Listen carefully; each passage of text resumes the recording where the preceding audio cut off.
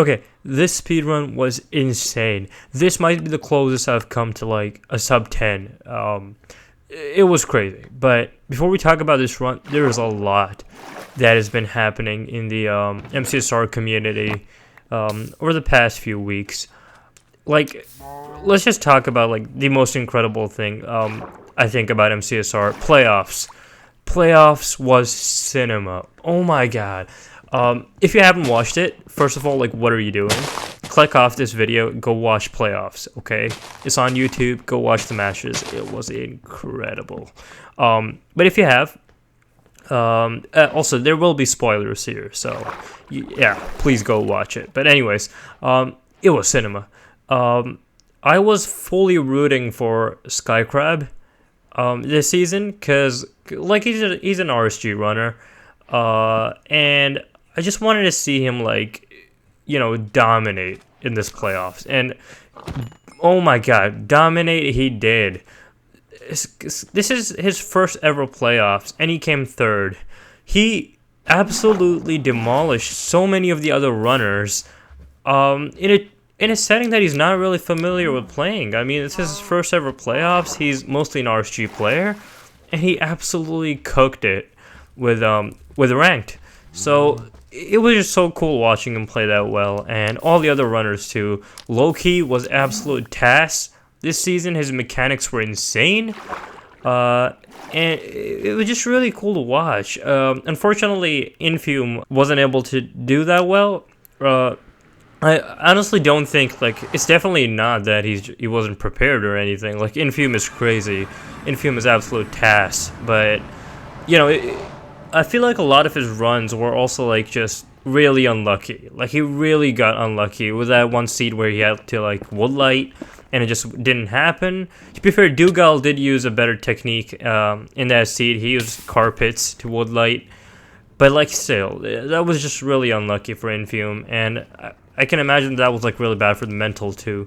So, I don't think Infume did anything wrong or wasn't playing well. It's just that just a really unfortunate set of circumstances, but it's totally chill. I'm sure Infume's gonna be absolute cookery from this point onwards. Like, that's just, really one-off situation that happened in playoffs. But regardless, it was so much fun to watch.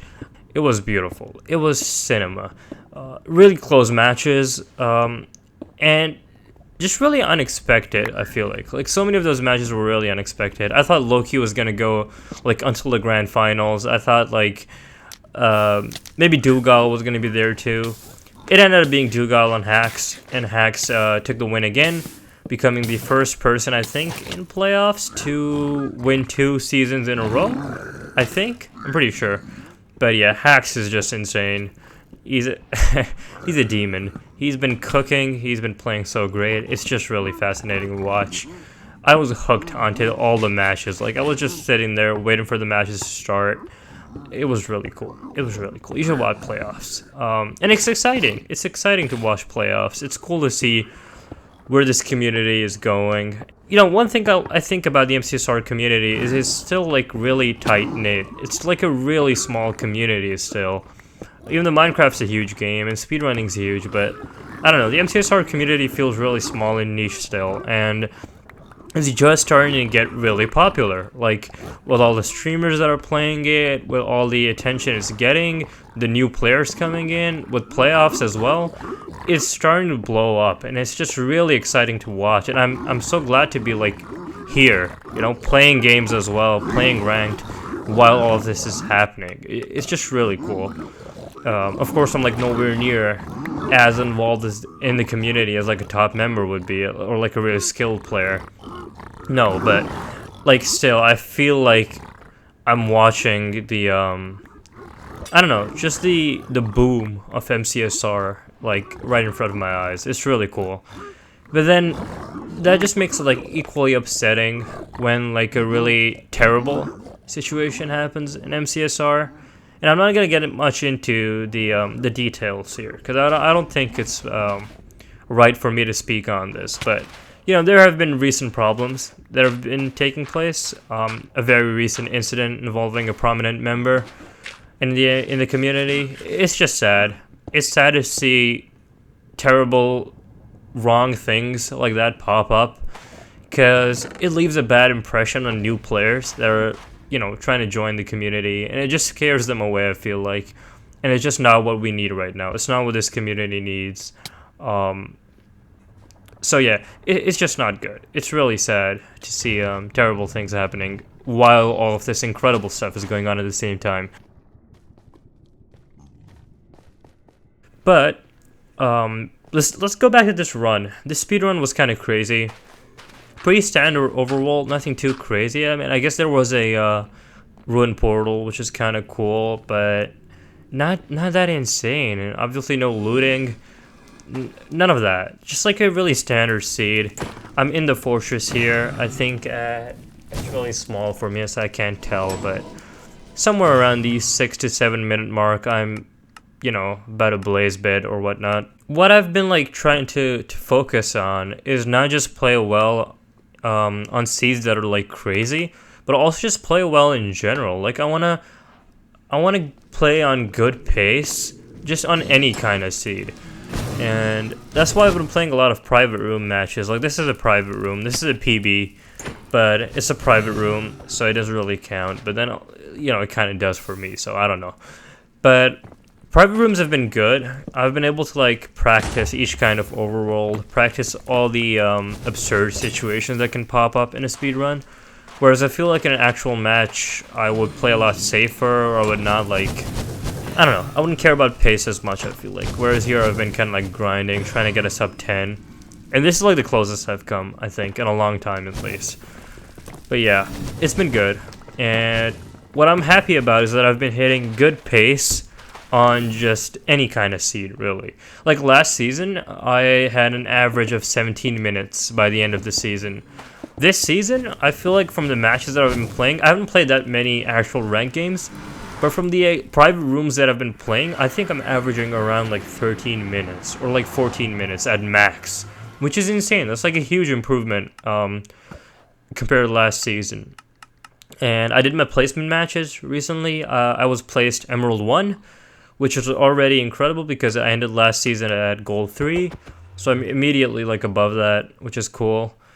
My peak elo last season was 1288, so almost Emerald 2.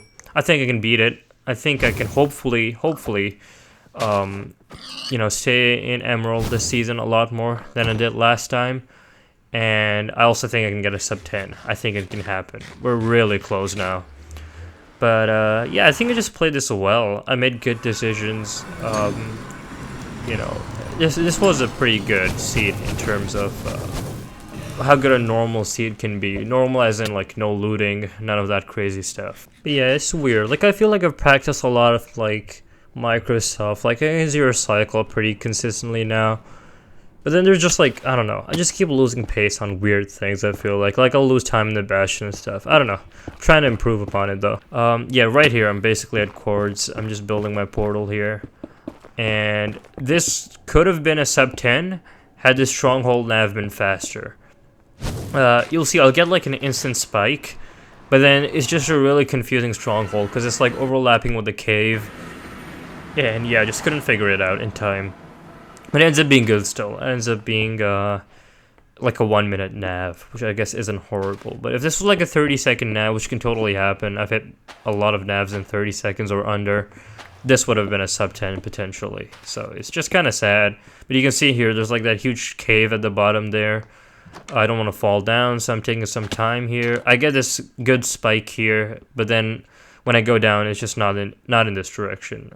So I have to go all the way back.